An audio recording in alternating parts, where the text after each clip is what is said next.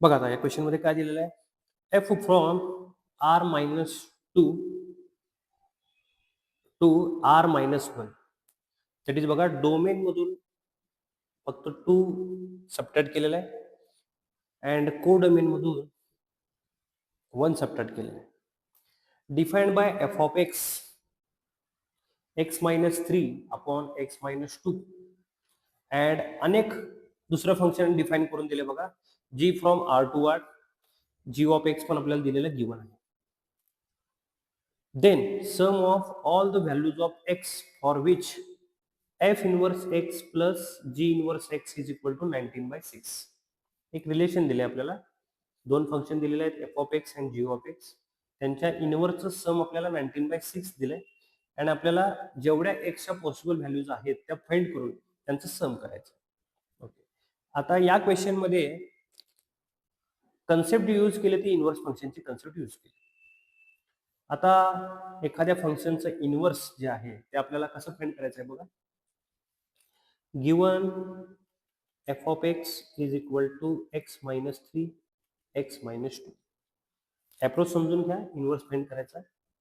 Simply आपल्याला याच्यामध्ये inverse find करताना x replace f inverse x करायचं. ओके, काय होईल बघा आता लेफ्टला एफ ब्रॅकेटमध्ये x replace f inverse x करायचं.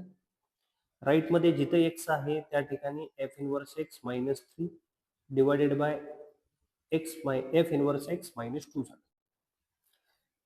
एफ इनवर्स कॅन्सल झालं, लेफ्टला राहिलेला आहे x is equal to right मध्ये राहिलेली टर्म आहे.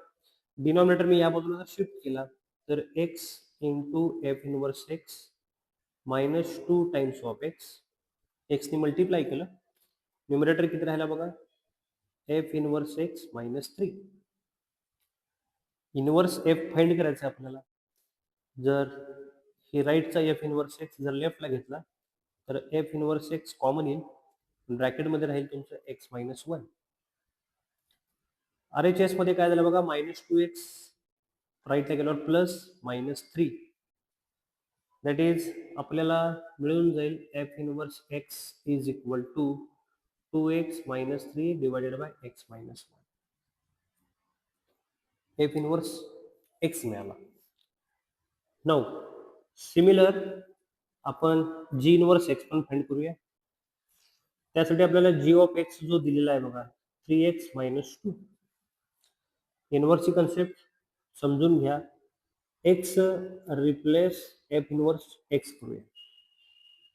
काय मिळेल बघा, L H S g of, आता इथं एफ इनवर्स म्हणण्यापेक्षा आपण इथं जी इनवर्स म्हणूया, कारण जी ऑफ फंक्शन आहे ना, हे एफचं फंक्शन होतं, हे जीचं फंक्शन आहे.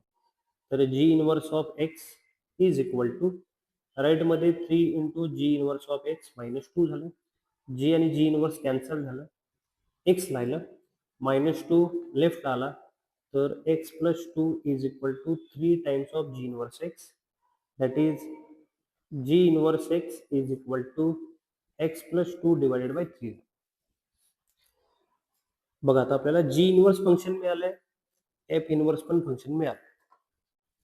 आता त्यांनी दिलेल्या गिवन कंडिशन नुसार बघा, या दोघांचा सम दिले 19/6. ही व्हॅल्यू इथं पुट करूया. F inverse x that is two x minus three upon x minus one. G inverse x x plus two divided by three is equal to 19/6. LCM घेऊया. Three times of x minus one, cross multiplication करा, three two जा six x minus three into three nine into या दोघांचा आता product करायचं बघा, x into x x square झालं, plus two x minus x plus two minus two is equal to 19/6. Okay, आता सिम्प्लिफिकेशनचा पार्ट राहते बघा, हे थ्री टू जा सिक्स झालं. न्युमरेटरचा पार्ट बघा सिम्प्लिफाय करू, x square six x plus x seven x minus two minus nine minus 11 x minus one right मध्ये मल्टिप्लाय केला तर 19 इंटू एक्स मायनस वन झालं. इथला जो डिनॉमिनेटरचा टू आहे ना राईटचा, तो इथं लेफ्टला घ्या, टू करून मल्टिप्लाय करा. काय राहील बघा आता 2 ने मल्टिप्लाय केल्यावर 2x² plus 14x minus 22 is equal to 19x minus 19. 2x² 19x लेफ्टला घेतला तर minus 5x minus 3 is equal to 0. Quadratic equation तयार झालं. फॅक्टर्स पाडूया. 2 इंटू मायनस 3 मायनस 6 झालं. मायनस 6 चे फॅक्टर वाढायचे आहेत, मायनस 5 यायला पाहिजे ना. काय पडतील बघा factors.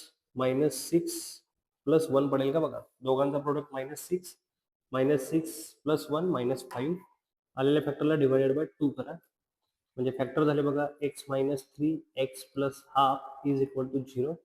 Therefore x is equal to 3 और x is equal to minus half. आपल्याला क्वेश्चन मध्ये काय विचारले बघा, त्यांचं sum of all values of x, त्यांचं सम करून घ्या.